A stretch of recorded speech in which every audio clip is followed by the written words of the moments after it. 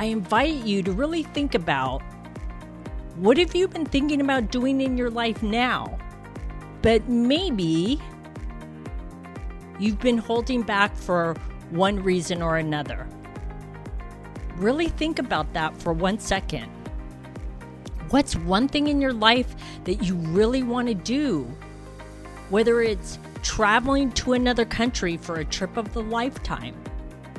Or maybe for you, it's going or doing something that's super adventurous, daring adventurous. Something that kind of scares you a little. Well, for you, whatever it is, guess what? It's time. It's time to start planning. It's time to put it on your calendar. Because here's what I know. The right time is now. Because here's the thing. Fast forward 10 or 20 years from now, I don't want you to look back on your life in this moment at the age you are now and say, gosh, I really regret not making the time to take that trip, do that daring thing, move to that new city. Hey there, it's Suzanne Oshima, life coach for women in midlife, and your fellow sister on a mission to empower and inspire you through the twists and turns of midlife. I'm here to help you transform it into your best life with the Life Is Now, Do It While You Can podcast. We only get one life, so let's make it count, and I'm super excited to dive into this new journey together. Hey there, on today's episode, I want to talk about living life with no regrets. So I have a question for you.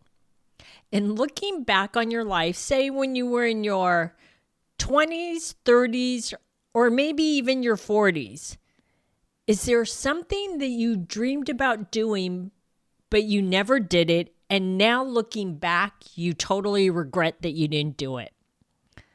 Well, I want to share a story with you. So earlier this year, my niece Samantha, who's in her mid-20s, went on vacation to visit her sister who was living in Australia for a few months. And she was really excited to go, and understandably so. I mean, first of all, who doesn't want to go to Australia? I don't know about you, but I haven't been yet, and it's definitely on my bucket list. And I promise you this, I will definitely be going in the next couple of years. Anyway, when Samantha returned from her trip, she told me that she wanted to move to Australia. And I was quite honestly, I was taken aback because I was like, oh my God, not even just another state in the United States, but a whole nother country. And I was like, wow. And now, I know, and a lot of people say a lot of things that they would like to do, but it's more like, it would be my dream to live in Australia. But they don't actually move there. They just dream about it. Well, my niece has been serious about making this move. And she started doing research on getting a visa to live there and jobs in Australia, which is great because that shows me that she's really serious about making this happen, about making this move to Australia happen. So anyways, fast forward to just last week, we were catching up on FaceTime, and she mentioned to me how she still really wants to move to Australia. It's still on her mind. And I was like, that's great. And I said, well, I think you should. And selfishly, I was thinking of me because I wanted to go visit her. Anyways, she recently had a tarot card reader or psychic, and I say psychic, I mean that in quotes. And whether or not you believe it or not, it was something fun she did when she went on a trip to Salem, Massachusetts. And the quote-unquote tarot card reader psychic said, I see your parents are supportive of you moving to Australia. And my niece thought it was kind of funny because she said to me, she goes, actually, my dad is kind of nervous about it. And he really isn't so sure that I should move to Australia. And that's when I shared with her my story about moving from San Francisco to New York City when I was 32. Now, if you don't know my story, you're not alone. So let me share it with you because my niece didn't know the story either about why I moved to New York City because she wasn't even born yet when I moved from San Francisco to New York. And she didn't know why I decided to move. So I shared with her the story about how it was the only birthday that I freaked out on when I was turned 31. Most people freak out when they turn 30, 40, 50, or 60, but no, Suzanne's not normal, and she freaked out when she turned 31 because I had never moved to my favorite city, which was New York City. And I knew from the time I was little when my parents brought me there when I think I was like in the 7th or 8th grade, and I fell in love with New York City. And from that moment, I knew I wanted to live in New York City. But at 31, this is so crazy. I'm 60 now, and looking back then at 31, I was living in San Francisco. I wasn't married. I didn't have a boyfriend. I had a job, but it was just a job. It wasn't this like awesome job that I couldn't leave. And I really thought that my life was set, that I was going to spend the rest of my life in San Francisco. But then I kind of woke up. And I was like, oh my God, Suzanne, you always wanted to live in New York. You got to do it now. So I'm proud to say I quit my job. I moved out of an apartment that I really loved in San Francisco. And I put most of everything in storage.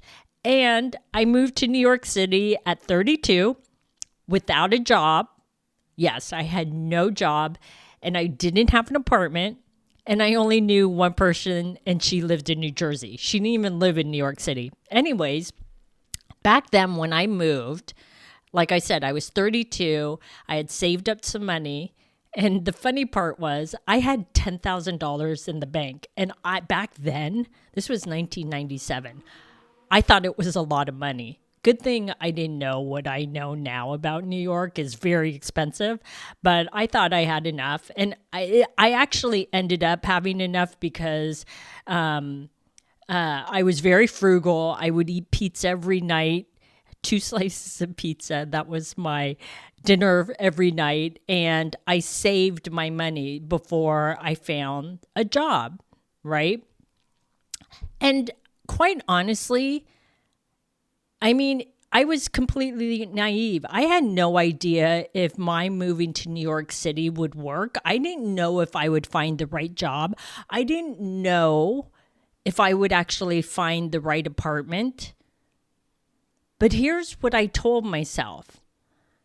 Because like I said, I freaked out when I turned 31. Here's what I told myself. I said, I never want to look back on my life with regrets and say, oh my God, I wish I moved to New York City. And I never wanted to look back on my life and wonder, what if? Meaning, what if I moved to New York City? I wanted to say that I moved to New York City and either it worked out or it didn't. And if it didn't, I said to myself, so what? If it doesn't work out, then I just moved back to San Francisco. No big deal. But at least I'll have tried and done what I always wanted to do. Well, the good news was it all worked out. I lived in New York City for 22 years. And honestly, they were the best years of my life. They really, really were. Because I lived in New York from 32 to I moved back to California. I think I was 54. It was right before my 55th birthday. Anyways, that's when I told my niece, Samantha, it's the same for you. You never want to look back on your life when you're my age, 60, because I'm 60 now, and say, oh, I wish I moved to Australia when I was in my 20s. Because while it's not impossible to do a move to Australia in your 60s, let's face it, it's more challenging to do these types of moves when you're in your 60s, right? Because there's so many other factors involved than when you're in your mid-20s. And you'll never know if it's going to work unless you do it.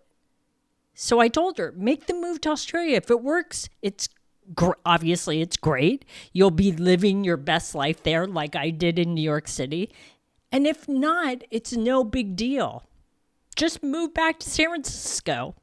Your family will welcome you back with open arms. And I said, I promise you'll never regret it. You won't. You'll never regret it, and you'll never kick yourself for trying. And after I shared that with her, it got me thinking about you. Now, you and I are not in our 20s and 30s anymore. We're in midlife. And I don't know about you, but I'm 60. So remember what I asked you at the beginning of this episode? I asked you, and looking back in your life, whether it was in your 20s, 30s, or maybe even your 40s, is there something you dreamed about doing, but you never did, and now you regret it?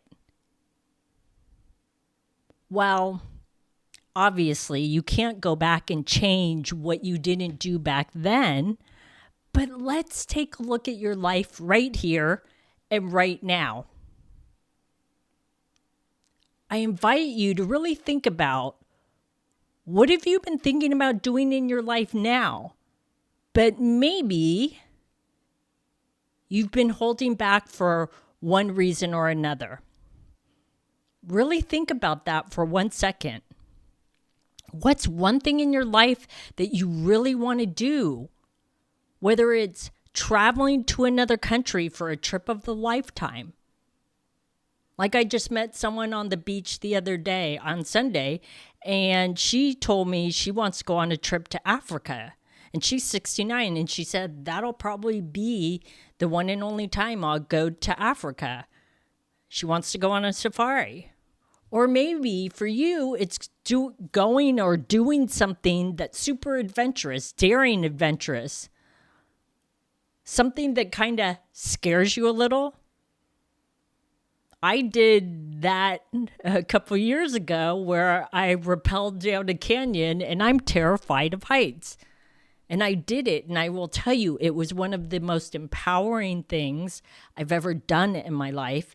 And I felt so great after, and I'm so glad I did it, even though I questioned myself while we were hiking up to do the rappel down the canyon. Well, for you, whatever it is, guess what? It's time. It's time to start planning. It's time to put it on your calendar. Because here's what I know. The right time is now. Because here's the thing. Fast forward 10 or 20 years from now, I don't want you to look back on your life in this moment at the age you are now and say, gosh, I really regret not making the time to take that trip, do that daring thing, move to that new city. And that you wish, in looking back, that you did it in 2025 when you were whatever age you are now. Okay, so now let's talk about some key takeaways. So number one, don't wait until it's too late, because the biggest regrets often comes from the things that we never tried or we never did. So it's important to take action now.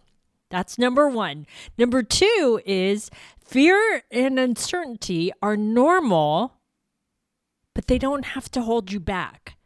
Just take one step at a time. And just remember, each step is going to build your confidence, even if it feels really uncomfortable in the beginning. And number three, always remember this. You're always going to have naysayers. Because not everyone is going to get your dream, nor are they going to support your dream. And that's okay. Do it anyways, because this is your life, not theirs. Lastly, one decision Just one decision can change your entire life. But you'll never know until you give it a try. Wait, before you go, I want you to pause for a moment and really think about this for 1 second. What's that one thing you've been dreaming about, but you keep putting off? And you may be thinking, well, Suzanne, fear's holding me back from doing this. Or maybe you're just not sure what the first step is that you should actually take. And I totally get that because I've been there too, right? So here's the truth. You don't have to figure it out alone. Because it's exactly why I created the Circle of Love Sisterhood. It's a community of amazing women in midlife who are saying yes to themselves and going after their dreams. And the best part is, they're lifting each other up every step of the way. So, if you're interested, I invite you to go put yourself on the wait list at SuzanneOshima.com/waitlist, and you'll be the first to know when the doors open again this fall. Because just remember, life is now, and you need to do it while you can.